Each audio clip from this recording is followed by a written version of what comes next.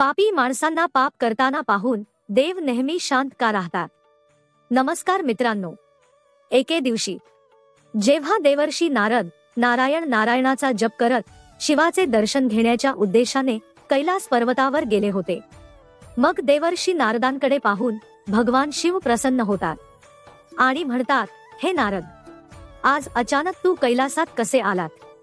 याचे कारण काय आहे? नक्कीच काहीतरी विशेष असावे.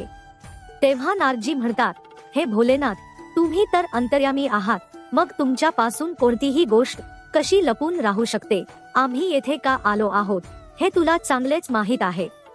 नारदजी म्हणतात, हे भगवान, आज माझ्या मनात एक शंका निर्माण होत आहे, ती सोडवण्याच्या उद्देशाने मी तुमच्याकडे आलो आहे. कृपया माझ्या या शंकेचे निरसन करा. तेव्हा भगवान शिव म्हणतात, हे नारद, तुझ्या मनात जी काही शंका असेल ती बिनदिक्कतपणे सांग. तुमच्या या शंकांचे निरसन करण्यात मला आनंद होईल. तेव्हा नारदजी म्हणतात, हे भगवंता, पापी लोकांना पाप करताना पाहून देव शांत का राहतो? तेव्हा भगवान शिव म्हणतात, हे नारद, तुम्ही संपूर्ण मानवजातीच्या कल्याणासाठी खूप चांगला प्रश्न विचारला आहे. या प्रश्नाचे उत्तर मला एका छोट्या कथेतून द्यायचे आहे. त्यामुळे ही कथा तुम्ही मनापासून ऐकावी. आणि जो कोणी ही कथा पूर्ण लक्ष आणि एकाग्रतेने ऐकतो त्याला त्याच्या आयुष्यात कधीही पश्चाताप होत नाही आणि त्या व्यक्तीला कळते की पापी माणसांना पाप करताना पाहून देव गप्प का राहतो. मग भगवान शिव कथा सांगू लागतात. भगवान शिव म्हणतात की प्राचीन काळी मोर आणि मोरनी यांची जोडी जंगलात राहायची. त्या दोघांचेही एकमेकांवर खूप प्रेम होते. ते एकमेकांचा खूप आदर करत होते आणि त्यांचे जीवन खूप आनंदाने आणि आरामात चालू होते. त्यांच्या आयुष्यात कोणत्याही प्रकारचे दुःख नव्हते. मग एके दिवशी मोरनी पती मोराला म्हणते, अहो, देवाचे जीवन किती आनंदी आहे, किती निवांत आहे. त्यांना फक्त हे जग चालवायचे असते आणि एका जागी बसूनच तो सारे जग चालवतो. त्याला कोणतेही कष्ट करावे लागत नाही आणि त्यांचे भक्तही त्यांना चांगले जेवण देतात. दुसरीकडे आपलं जगणं इतकं अवघड आहे की रोज जंगलात माणसांपासून लपून आपलं अन्नपाणी शोधावं लागतं. प्रिय श्रोत्यांनो, यावर मोर म्हणतो, मोरनी, तसे नाही. देवाचे कार्य फार कठीण आहे. हे संपूर्ण विश्व चालवण्यासाठी देवाला खूप कष्ट करावे लागतात. हे मी तुम्हाला एका कथेद्वारे समजावून सांगतो. त्यानंतर तुम्हाला समजेल की मी असा का म्हणत आहे. मोर मोरनीला कथा सांगतो की एक गाव होते ज्यामध्ये भगवान शंकराचे एक अतिशय सुंदर मंदिर बांधले होते आणि त्या मंदिरा शेजारी भगवान भोलेनाथाचे एक छोटेसे शिवलिंगही होते. त्याच गावातील केशव नावाची व्यक्ती त्या मंदिराच्या देखभालीत गुंतलेली होती, जो सकाळ संध्याकाळ मंदिराची स्वच्छता करायचा आणि दोन्ही वेळेला ध्यान करून देवाची पूजा करत असे. तो माणूस खूप गरीब आणि दुखी होता. मंदिरात काम करता करता तो आपल्या आयुष्यातील अडचणी समस्या देवाच्या मूर्तीसमोर करायचा. कधी घराबद्दल, कधी संसाराबद्दल, तर कधी सांसारिक गोष्टींबद्दल बोलायचा. मग पुढे मोर त्या मोरनीला सांगतो की एकदा केशव भगवान भोलेनाथाच्या शिवलिंगाच्या मूर्तीसमोर हात जोडून उभा होता आणि देवाकडे काही तक्रारी करत म्हणत होता, देवा, तुझे आयुष्य किती आरामात आहे. तू फक्त मंदिरात एका ठिकाणी आरामात बसून आहेस आणि लोकांच्या प्रार्थना ऐकत राहतो आणि कोणी तुम्हाला लाडू देतात तर कोणी प्रसाद देतात. इथे बसून तुम्हाला विविध प्रकारच्या मिठाई आणि अनेक पदार्थ खायला मिळतात. तुझे जीवन किती सोपे आहे आणि माझे जीवन किती कठीण आहे आणि माझे छोटे आयुष्य हजारो दुःखाने भरलेले आहे आणि तू मला हजारो समस्या दिल्या आहेत. मी दिवसभर कठोर परिश्रम करतो आणि नंतर मी माझ्या कुटुंबासाठी दिवसातून 2 वेळचे जेवण मिळवतो आणि तेच काही पापी ढोंगी लोक पहा, जे रात्रंदिवस दुष्कर्मात मग्न असूनही सुखाचे जीवन जगत आहेत. देवा, जर माझं आयुष्य तुझ्यासारखं असतं तर माझं आयुष्य किती सुखी झालं असतं. म्हणूनच आपल्या भक्ताचे असे शब्द ऐकून देव स्वतःला थांबवू शकला नाही आणि त्याच शिवलिंगाच्या मूर्तीतून भगवान शिव त्यांच्या नंदीसह त्रिकोणी रूपात प्रकट होतात आणि ते म्हणतात, बेटा, तू चुकीचा विचार करतोस. तू जे विचार करतोस तसे अजिबात नाही. दुरून पाहिल्यावर प्रत्येकाचे आयुष्य हे स्वतःच्या आयुष्यापेक्षा इतरांचे जीवन श्रेष्ठ असल्याचे दिसते. जेव्हा आपल्याला त्याचे खरे जीवन कळते तेव्हाच आपण समजू शकतो की तो माझ्यापासून दूर गेलेले जीवन जगत आहे. तुम्ही विचार करत आहात की माझे जीवन सोपे आहे, पण माझे जीवन तुम्ही विचार करत आहात तितके सोपे नाही. मलाही अनेक गोष्टींची काळजी घ्यावी लागते, अनेक व्यवस्था कराव्या लागतात आणि अनेक काळजी घ्यावी लागते. चांगल्यासोबत चांगलं कसं राहायचं आणि वाईटासोबत वाईट कसं राहायचं याचा विचार करायला हवा. कोणीतरी असहाय व्यक्तीला रडवते आणि कोणीतरी पीडितेला त्रास देते आणि त्याला संरक्षित केले पाहिजे. ज्या दिवशी तुला माझी जबाबदारी समजेल त्या दिवशी तुला माझ्या मेहनतीचीही जाणीव होईल. तेव्हा भगवान शिव केशव नावाच्या व्यक्तीला म्हणतात, हे पुत्रा, देव बनणे इतके सोपे नाही. ज्याप्रमाणे माणूस एक बाप बनून आपल्या मुलांप्रती असलेल्या जबाबदाऱ्या पार पाडतो, त्याचप्रमाणे तो त्यांच्या सुखदुःखाची, चांगल्या वाईटाची काळजी घेतो. त्याचप्रमाणे मला तुम्हा सर्वांची काळजी घ्यावी लागेल. एकाच वेळी अनेक जबाबदाऱ्या पेलणे सोपे काम नाही. तेव्हा भगवान भोलेनाथांचे म्हणणे ऐकून केशव म्हणाले, हे भगवान भोलेनाथ, तू खूप भोळा आहेस. कसल्या गोष्टी बोलतोस? तुमचे काम खरंच खूप सोपे आहे. तुम्ही जसे दिवसभर बसता तसेच मीही कधीतरी बसतो आणि इतर वेळी उभा राहू शकतो. तेव्हा भगवान शिव म्हणतात, हे पुत्रा, मी पुन्हा सांगतो की तुम्ही हे करू शकणार नाही. माझ्या या कामासाठी खूप संयम असणे आवश्यक आहे आणि निकाल जाहीर होईपर्यंत वाट पाहण्याइतका संयम माणसात नाही. माणसाची ही दुर्बलता आहे की त्याला थोडा आनंद मिळाला की तो अभिमानाने भरून येतो आणि थोडं दुःख जरी आले तर ते काचेसारखं तुटतं. तो संयम राखू शकत नाही. तेव्हा केशव भक्त म्हणाला, ठीक आहे, तसे असेल तर मला एक दिवस तुझे आयुष्य जगू दे, मग तू सांगशील तसं करीन. मोर पुढे आपल्या बायकोला म्हणतो, मोरनी, भगवान भोलेनाथांनी त्या केशव नावाच्या व्यक्तीला खूप समजावले, पण तो खूप हट्टी होता. त्याने भगवान शंकराचा एकही शब्द ऐकला नाही. तेव्हा भगवान भोलेनाथांनीही विचार केला की मी एक दिवस त्यांना माझे आयुष्य देईन. काही लोक जे उपदेश करतात त्यावर काहीही परिणाम होत नाही. संसारात अडखळल्यावरच त्यांना योग्य मार्ग सापडतो. तेव्हा भगवान शिव म्हणाले, बेटा, ठीक आहे, एक दिवस मी तुला देव बनवीन आणि मी तुझे आयुष्य जगतो आणि मग बघूया की तू माझे काम कसे करतोस. भगवान शिव म्हणतात, आणि हो, माझे जीवन जगण्यासाठी तुम्हाला काही अटींचे पालन करावे लागेल.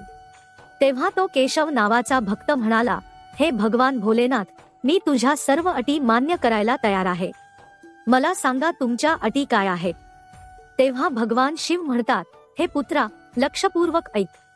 मंदिरात अनेक लोक ये जा करतील, ज्यात चांगले लोक आणि वाईट लोक आहेत. कारण देवाचा प्रत्येक गोष्टीवर अधिकार आहे. एखाद्या बापाचा मुलगा नालायक निघाला तर तो बाप त्याला आपला मुलगा म्हणून स्वीकारणार नाही का? तसेच चांगले आणि वाईट दोन्ही लोक माझी मुले आहेत, पण मी त्यांना त्यांच्या कर्मानुसार फळ देतो. तेव्हा भगवान भोलेनाथ म्हणतात, बेटा, जेव्हा तू देव होऊन माझ्या जागी उभा राहशील तेव्हा तुला चांगले म्हणणारे लोक येतील आणि वाईट म्हणणारेही येतील. मग तुम्हाला त्यांचे बोलणे शांतपणे सहन करावे लागेल आणि धीराने त्यांचे ऐकावे लागेल आणि त्यांची चांगली वाईट कृती पाहावी लागते. काहीही झाले तरी तुम्हाला तुमच्या बाजूने भक्ताला काहीही सांगावे लागणार नाही. तेव्हा केशव म्हणाला, ठीक आहे प्रभू, मला तुमच्या सर्व अटी मान्य आहेत. आता भगवान भोलेनाथांनी त्या केशव भक्ताचे आयुष्य एका दिवसासाठी बदलले आणि एक दिवस देवाने त्याला शिवलिंगात बसवले आणि भगवंत स्वयंसेवक म्हणून मंदिराची सेवा करू लागला. मग काही वेळ निघून गेल्यावर असे होते की त्याच शहरातील एक श्रीमंत व्यापारी त्या मंदिरात दर्शनासाठी येतो आणि हात जोडून देवाला प्रार्थना करतो, देवा, मी कोट्यवधी रुपये गुंतवून मोठा कारखाना उभारला आहे. कृपया मला आशीर्वाद द्या, जेणेकरून माझा कारखाना खूप वेगाने चालू होईल आणि त्यातून मला भरपूर पैसे मिळतील. प्रार्थना केल्यावर तो सेठ डोके टेकवायला वाकला. तेव्हा त्याच्या खिशातून पैशाने भरलेले पाकिट बाहेर पडले आणि जमिनीवर पडले आणि त्याला त्याचे पाकिट दिसले नाही. त्यामुळे तो उठला आणि तेथून निघू लागला. दुसऱ्या बाजूला शिवलिंगात बसलेला देव म्हणजेच केशव भक्त हे सर्व पाहत होता. सेठचे पाकिट इथे पडल्याचे त्याने पाहिले. एकदा त्याच्या मनात आले की या व्यापाऱ्याला फोन करून त्याचे पाकिट इथे पडल्याचे का सांगू नये. पण नंतर त्याला भगवान शंकराची अवस्था आठवली. त्या भगवान भोलेनाथांनी सांगितले आहे की चांगलं असो किंवा वाईट काही बोलायचं नाही, त्याच्याकडे नुसते पाहत राहावे. असा विचार करून देव बनलेला केशव भक्त निशब्दपणे पाहत राहिला. तेवढ्यात एक अत्यंत गरीब माणूस त्या मंदिरात येतो आणि तो भगवान भोलेनाथाच्या शिवलिंगासमोर उभा राहतो आणि म्हणतो, भगवान, मी खूप गरीब माणूस आहे. या गरिबीत मी अत्यंत दुःखाचे जीवन जगत आहे. कुटुंबाचा उदरनिर्वाह करणे कठीण होत आहे. माझी आई घरी आजारी आहे आणि तिच्यावर उपचार करण्यासाठी माझ्याकडे पैसे नाहीत. मी कुठे व्यवस्था करावी मला समजत नाही की भविष्यात माझे आयुष्य कसे जाईल. आज माझ्याकडे फक्त 10 रुपये आहेत, ज्यातून मला ना एक वेळचे रेशन मिळणार आहे ना आईचे औषध. भोलेनाथ, माझ्यावर काही कृपा करा, म्हणजे माझ्या गरजा पूर्ण होतील. असे बोलून तो माणूस मंदिरातून निघू लागला. तेव्हा त्याची नजर पैशाने भरलेल्या पाकिटावर पडली. त्याने ताबडतोब पाकिट उचलले आणि त्यात भरपूर पैसे पाहून त्याला मनात आनंद वाटू लागला आणि देवाचे आभार मानू लागला. हे भगवान भोलेनाथ, तू खरोखरच महान आहेस. तू माझी प्रार्थना इतक्या लवकर ऐकलीस. या पैशातून मी आता माझ्या कुटुंबासाठी रेशनची व्यवस्था करेन आणि माझ्या आईवर उपचार करेन. तेव्हा देवाचे रूप धारण करून शिवलिंगात बसलेला केशव भक्त विचार करू लागला की हे पाकिट त्या श्रीमंत व्यापाऱ्याचे आहे आणि हा गरीब माणूस ते घेऊन जात आहे. एकदा त्याला आवाज देऊन सांगावे असे त्याच्या मनात आले की हे पाकिट त्याचे नसून ते घेऊन जाणाऱ्या एका व्यावसायिकाचे आहे.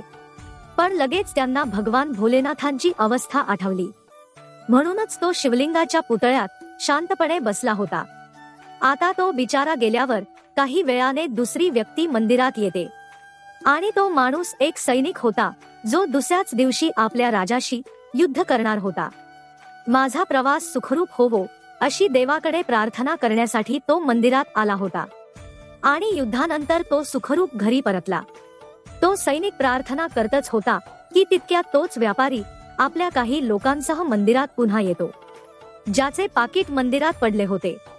आता सेठच्या सांगण्यावरून सेठच्या लोकांनी त्या सैनिकला पकडून घेऊन जाऊ लागले. देव बनलेल्या केशव भक्ताला ही गोष्ट अजिबात योग्य वाटली नाही, कारण तो सैनिक पूर्णपणे निर्दोष होता. पाकिट तर त्या गरीब माणसाने सोबत नेले होते. तेव्हा देव बनलेल्या केशव भक्ताला आपल्या समोर होणारे अन्यायाचे हे कृत्य आवडले नाही आणि तो म्हणू लागला, अरे सेठ, त्याने तुझे पाकिट चोरले नाही. याआधी एक गरीब माणूस मंदिरात आला होता आणि त्याने ते पाकिट घेतले होते. मी देव आहे आणि मी सर्व काही पाहिले आहे. आता तो शेठ आणि त्याचे लोक देवाचे का ऐकणार नाहीत. त्यांनी ताबडतोब सैनिकला सोडले आणि त्या गरीब माणसाला पकडून आणले. त्याच्याकडून सेठचे पाकिटही घेतले गेले आणि तो गरीब माणूस खूप निराश झाला. दुसरीकडे एक दिवसाचा कालावधी संपला असताना भगवान भोलेनाथ मंदिरात आले आणि दुसऱ्या बाजूला देवाचा आव आणणाऱ्या त्या केशव भक्ताने दिवसभरातील घटना भगवान भोलेनाथला सांगितल्या आणि मोठ्या अभिमानाने म्हणाले, हे देवा, मी एका सैनिकावर अन्याय होण्यापासून थांबवले. आपण पाहिले की मी देव बनून मी किती महत्वाचे काम केले आहे. मग भगवान शिव केशव भक्ताचे म्हणणे ऐकले आणि म्हणाले, बेटा, तू न्याय नाही तर अन्याय केला आहेस. त्या गरीबाला अटक करून तुम्ही त्याच्या कुटुंबाचे अन्न हिसकावून घेतले आहे. त्याच्या आजारी आईला उपचार मिळण्यापासून रोखण्यात आले आहे. तुम्ही हा मोठा अन्याय केला आहे. तो सेठ खूप अधर्मी होता. त्याने पाप करून करोडो रुपयांची संपत्ती जमा केली आहे. गरिबांची पोटे कापून त्यांनी तो पैसा गोळा केला आहे. त्याचे पाकिट हरवले असते तर निदान काही गरिबांना तरी त्याचा फायदा झाला असता आणि त्या सेठची काही पापेही कमी झाली असती. त्या सैनिकाला वाचवून तुम्ही मोठा अन्याय केला आहे. तो सैनिक आपल्या राजाशी युद्धात उतरून दुबळ्या देशाची सत्ता बळकावणार होता. त्या युद्धात किती निष्पाप सैनिक मारले जातील हे माहीत आहे का? त्याला वाचवून तुम्ही मोठा अन्याय केला आहे. भगवान भोलेनाथांचे म्हणणे ऐकून केशव भक्ताला मोठा पश्चाताप झाला आणि म्हणू लागला, भगवान भोलेनाथ, माझ्या डोळ्यांसमोर जे घडतंय तेच मला दिसत होतं. त्यामागचे सत्य वेगळे काही असेल हे मला दिसत नव्हते. तेव्हा केशव भक्त पुढे म्हणतो, भगवान भोलेनाथ, मला क्षमा करा. केवळ तुम्हीच हे जग चालवू शकता, कारण तुम्ही जीवनातील प्रत्येक पैलू चांगल्या प्रकारे पाहू शकता. तुम्ही जे काही करता ते तुम्ही चांगले करता. आयुष्यातील वास्तव समजून घेणारे आपणच चुकतो आणि त्याआधीच आपल्याला दोष देतो. जेव्हा आपल्याकडून काही चूक होते किंवा आपल्या इच्छेनुसार काहीतरी घडत नाही, तेव्हा आपण आपला संयम गमावतो आणि देवाला दोष देऊ लागतो. आपल्या सोबत घडणाऱ्या चुकीच्या गोष्टींमध्ये देवाची काही छुपी योजना असते, हे आपल्याला समजत नाही, जे भविष्यात आपल्यासाठी फायदेशीर ठरू शकते. तेव्हा तो केशव भक्त भगवान भोलेनाथांना म्हणतो, हे भोलेनाथ, माणसाचे शहाणपण या वस्तुस्थितीत आहे की आपण आपल्या कृतींच्या परिणामांचा गंभीरपणे विचार केला पाहिजे. तुमच्या इच्छेनुसार काही घडत नसेल तर ती ईश्वराची इच्छा मानली पाहिजे आणि पुढे देव जे काही करतो ते चांगलेच आहे असा विचार करून कर्तव्यात लक्ष घालावे. त्यानंतर भगवान शिव त्या भक्ताला म्हणतात, हे पुत्रा, आता तुम्हाला माहित आहे की देव बनणे इतके सोपे नाही. तेव्हा केशव भक्त पुढे म्हणतो, भोलेनाथ, तुम्ही इतके निष्पाप आहात की तुम्ही लोकांचे दुःख इतक्या सहजतेने दूर करता आणि तुम्ही त्यांना ज्ञान देखील देता. तर हे भगवान, आता मला सर्व काही समजले आहे. काहीही बनणे सोपे आहे, पण देव बनणे इतके सोपे नाही. त्यानंतर भगवान भोलेनाथ त्या भक्ताला तथास्तु म्हणतात आणि तेथून ते थेट पुन्हा कैलास पर्वतावर पोहोचतात. तेव्हा भगवान शिव देवर्षी नारदांना म्हणतात की मोर आपल्या पत्नीला म्हणतो, मोरनी, आता आपण त्या 2 कारणांबद्दल बोलू ज्यांमुळे पाप होत असल्याचे पाहून देव शांत राहतो. पहिले कारण म्हणजे जोपर्यंत तुम्ही जगातील लोकांवर अवलंबून राहाल तोपर्यंत देव तुम्हाला मदत करणार नाही. ज्या दिवशी तुम्ही स्वतःवर आणि देवावर अवलंबून राहाल तेव्हा तो नक्कीच तुमच्या मदतीला येईल. दुसरे कारण असे की देव माणसाच्या कृतीही पाहतो आणि कोणाला कोणत्या कृतीची आणि कुठे शिक्षा द्यायची हे ठरवतो आणि कोणाचे फळ कोणाला मिळावे. देव नेहमी तुमची पुढील आणि मागील सर्व कामे पाहून हिशेब करतो. तुम्ही देवाला समर्पितपणे चालत असाल तर देव तुमच्यावर कधीही वाईट घडू देणार नाही. तेव्हा ही कथा ऐकून देवर्षी नारद खूप आनंदित होतात आणि म्हणतात, हे भगवान, या जगात तूच आरंभ आणि अनंत आहेस. आज ही गोष्ट सांगून तू माझे मन शांत केलेस. तर श्रोत्यांनो, आशा आहे की आपल्याला ही कथा आवडली असेल तर लाईक आणि सबस्क्राईब चॅनेल नक्की करा. श्री स्वामी समर्थ.